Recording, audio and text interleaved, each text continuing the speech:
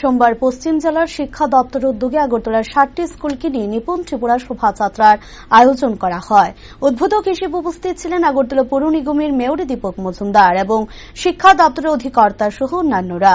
র্যালিতে বিভিন্ন স্কুলের কচি কাঁচারা অংশগ্রহণ করেন। সুসজ্জিত শোভাযাত্রাটি শুরু হয় আগরতলা উমাকান্ত মাঠ থেকে এবং শেষ হয় রবীন্দ্র শতবার্ষিকী ভবনের সামনে গিয়ে।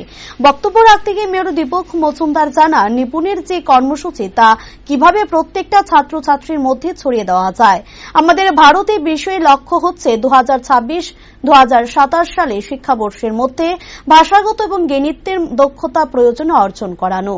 এই নিপুণ মিশনের মধ্যে সারা দেশের মধ্যে রাজ্যেও বাচ্চাদের অংশগ্রহণ করা হয়েছে।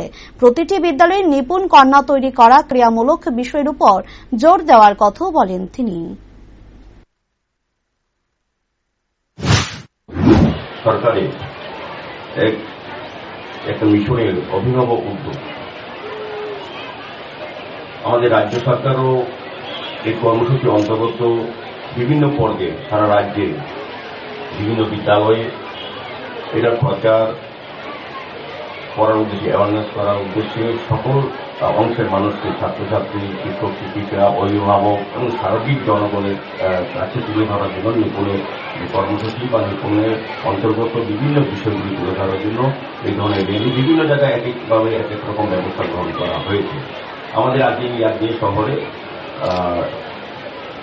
60টি বিদ্যালয়কে নিয়ে আজকে র্যালি করা হচ্ছে। উদ্দেশ্য হচ্ছে নিপুণের যে কর্মসূচি তার সুফল কিভাবে প্রত্যেকটি স্টুডেন্টের মধ্যে নেওয়া যায় বা তাদেরকে গ্রহণ করা হয়। তো আমাদের ভারত এই মিশনের লক্ষ্য হচ্ছে 2026-27 সালে শিক্ষাবর্ষের মধ্যে তৃতীয় শ্রেণীর শেষে সব শিশুকে ভাষাগত এবং গাণিতিক ক্ষেত্রে প্রয়োজনীয় দক্ষতা অর্জন করানো। এই নিপুণ মিশনে বাস্তবায়নের লক্ষ্যে সারা দেশের সাথে ত্রিপুরাতেও বিশেষ উদ্যোগ গ্রহণ করা হয়েছে। যেমন প্রতিটি বিদ্যালয়ে নিপুণ কন্যা তৈরি করা, যেটা ডাইরেক্টর বলেছেন, বিদ্যাসেতু মডেল তৈরি, ক্রিয়ামূলক শিক্ষার উপর জোর দেওয়া, অনেক বিষয়ের উপর এভাবে ব্যবস্থা গ্রহণ করা হচ্ছে।